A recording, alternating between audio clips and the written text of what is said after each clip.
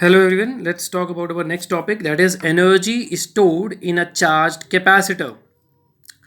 For a capacitor of capacitance C, if it is charged to Q and potential difference V, then according to the definition of capacitance, C is equal to Q upon V.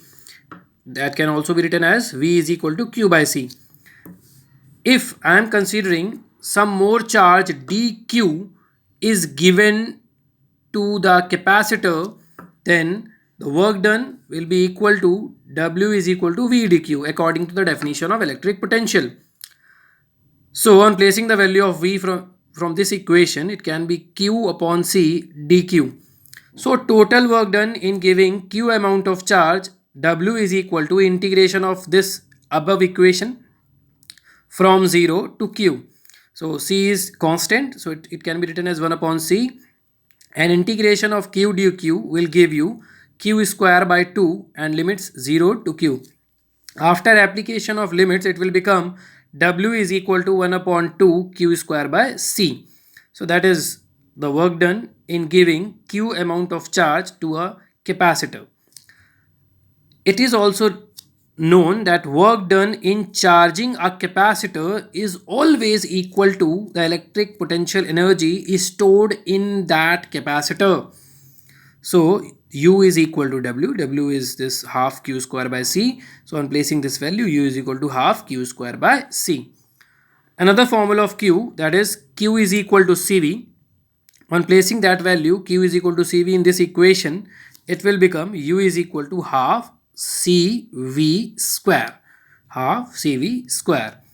One more thing that we have to discuss in this derivation, that is energy density.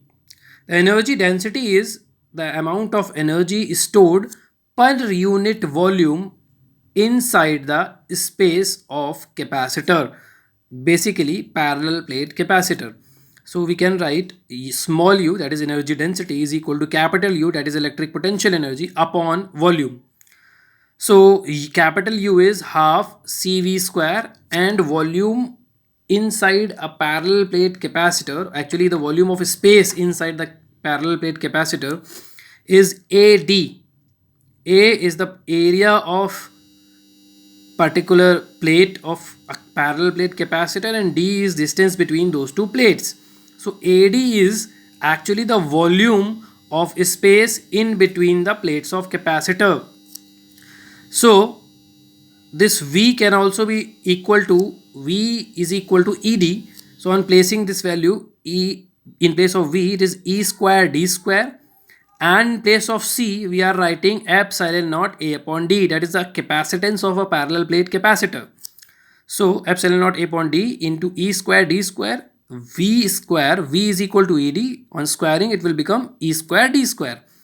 D cancelled out, so it will become half epsilon naught A also cancelled out, E square. So it is half epsilon naught E square. That is the energy density in a charged parallel plate capacitor. This is all for this derivation. Thank you.